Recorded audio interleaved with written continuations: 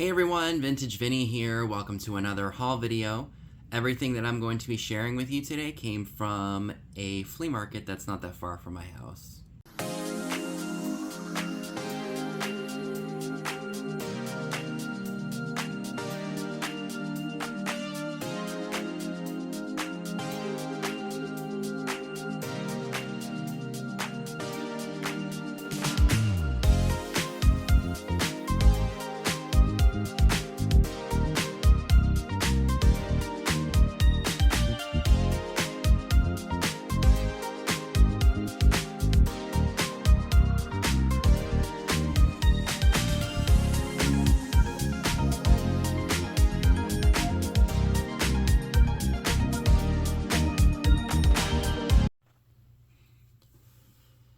Alright, so everything I'm sharing with you today came from a flea market that I visited the weekend before 4th of July, so last week in June.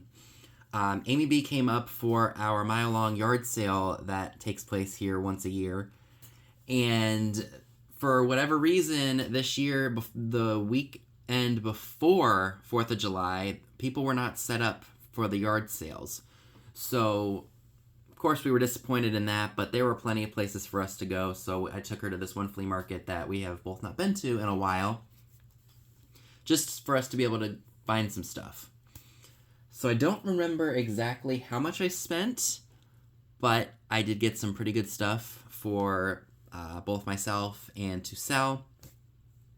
If you are new to my channel, I did see that I have gone up a little bit in some in subscriber count, so thank you to everybody who is new and welcome aboard. Thanks for joining the Vintage Vinny train.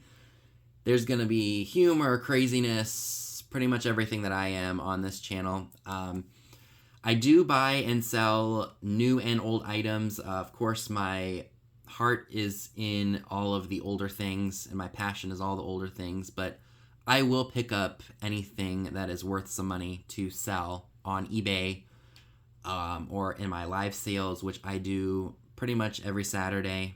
I've, had some stuff happen, and between being sick, I'm going on vacation and just learning to say no to myself, I did end up not doing sales for a little bit, so because I was going months and months and months and months without not doing one, so I deserve a little bit of a break, I think.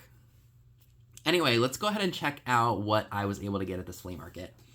I don't remember what I spent because I don't have a receipt because everything was cash, but I do like to pick up styling gel when I see it. This is by L'Oreal Paris. This was originally $5.50 at Rite Aid. I did pay 50 cents for it. It's the maximum hold, non-sticky, no residue. So anytime I see hair gel inexpensively and I like to see how I like the brand, I will pick it up. I think I have quite a bit of hair gel, so I need to get on using it. Same with this brand. This is Queen Helene styling gel from 2015. It also was originally $5.50 at Rite Aid, and I did pay 50 cents for it. I didn't really need it, but at that price, you just can't say no because, depending on where you buy some of your hair gel, it can be kind of expensive. Granted, $5.50 a piece is not bad, but, $1 for two big things of hair gel is pretty good. These are a great find, too, if you can get them. These were only $1. They are those, I think these were originally meant to be for baseball cards or sports cards. I got a whole bunch of them for $1. If I sell, like, a matchbook cover or something like that, those are good to ship them in because it'll protect them. And depending on where you buy them, they can be kind of expensive too, so always keep your eyes peeled for stuff like that. Like I said, I will buy anything new or old to sell it, and if I can use it or we can use it here at home, and it's a good price, I will pick it up. So, a variety is good. Then in one of the cases there, I found this Eau de Juliette perfume by Yves Rocher. One thing that I am really well known for in terms of items to resell are the cosmetics, well, mostly perfumes and colognes and things like that. Makeup, lipsticks, palettes and things like that, I try to steer clear from because, they expire And, you know, sometimes people are a little bit more leery about stuff like that unless it's like directly from like a company like Ulta or Sephora, something like that. So I usually try to steer clear of stuff like that. But perfumes and colognes, you know, people will always be interested in buying those. So if I find them reasonably priced, I will pick them up. I cannot remember what this sells for online. I think when I looked it up originally, there were a bunch, or maybe there were like a few of it listed. But the problem was that none were sold because they were coming from overseas. I think from France is where I think this one listing was for. And it was priced reasonably. Like when you see the currency converter, like it'll, I forget the font, where it's kind of like tilted and the numbers are like almost like sideways a little bit. But then the shipping for it was just outrageous because it was coming from overseas. So of course it didn't sell. So I think I have a shot of making some really good money on this Yves Rocher perfume because I'll be the only U.S. seller at the moment. Or I don't know about now, but when I looked it up at the time, I would have probably made some decent money because I would have been the only person selling it in the U.S. So the shipping would not have been horrible.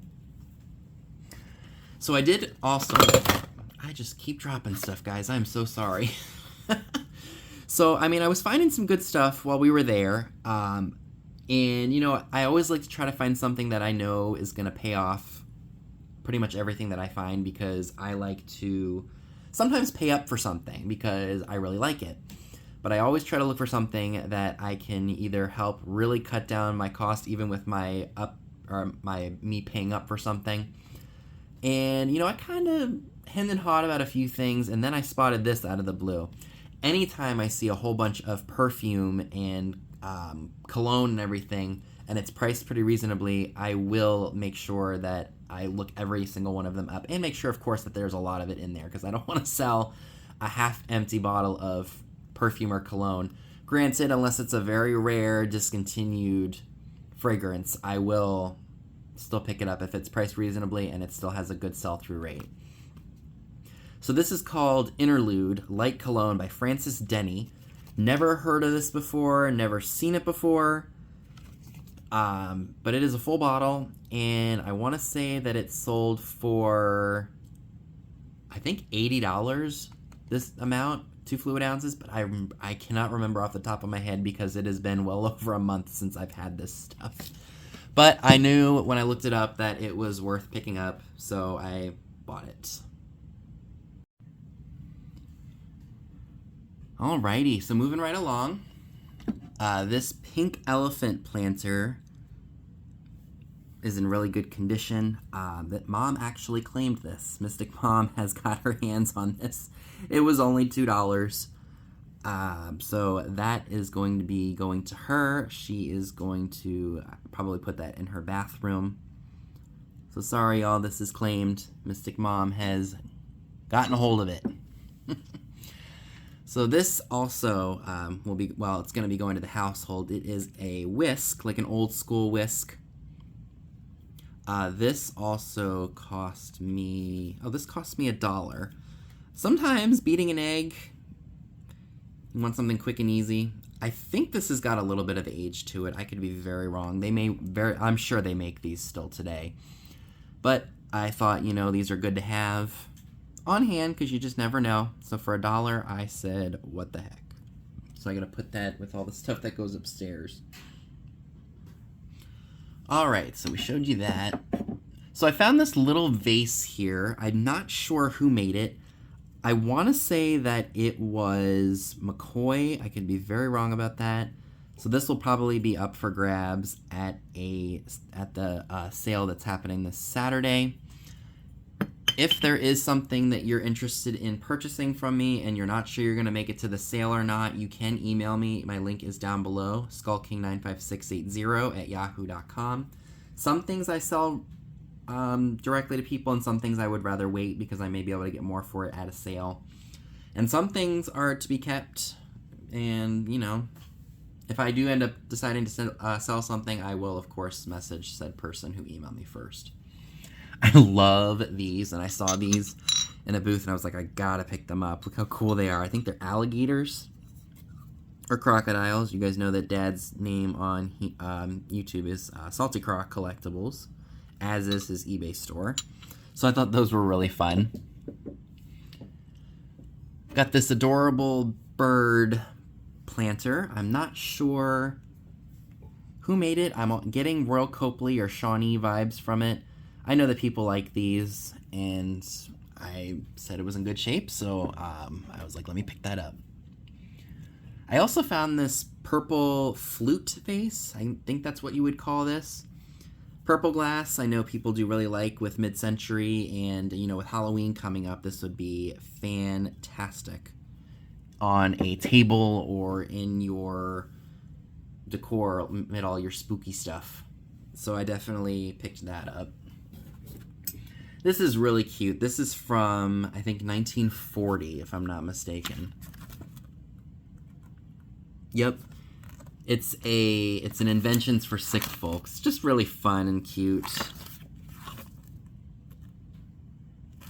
I love the colors in it, too. So that was fun. Couldn't leave that behind. Alright, so moving right along here. This is probably from the 1980s or the 1990s. It is a Luminarc Tumble Up, so it's not terribly old. It's in the box. I think it's been unused for all this time. So I did pick that up, and I apologize, that was completely out of focus. I think when I looked that up, it's worth about maybe $20, $25. I'll have to relook. Like I said, it's been well over a month since I've researched any of this stuff, but I know I wouldn't have bought it if it wasn't worth picking up.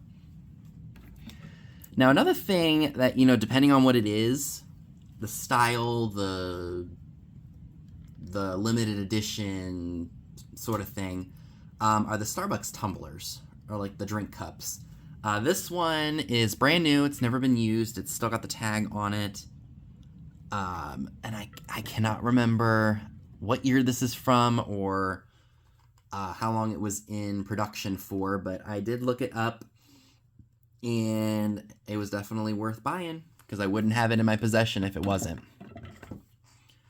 Oh, you know what else I did pick up that I already gave to my mom were some Bath & Body Works hand sanitizers that were in the Sweet Pea. And I think I got those for like 50 cents a piece, and there was like 4 of them, so she's got them all over the place. This, I think, was there, or has been there the last couple of times that I went, and this is a piece of pottery, probably from the, I want to guess, maybe the 20s, 30s, or 40s.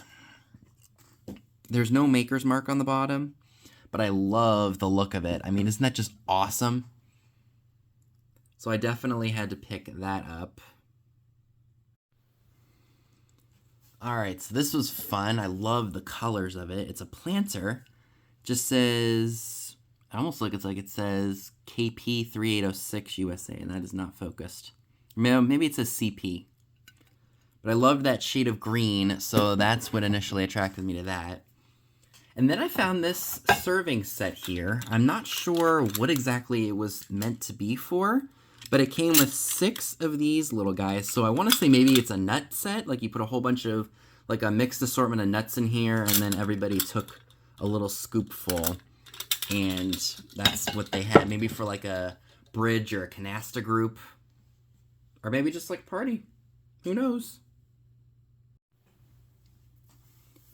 I did find this really cool Heineken beer. I think it's probably from a bar, like a bar sign. It's from, I would probably say, the 60s.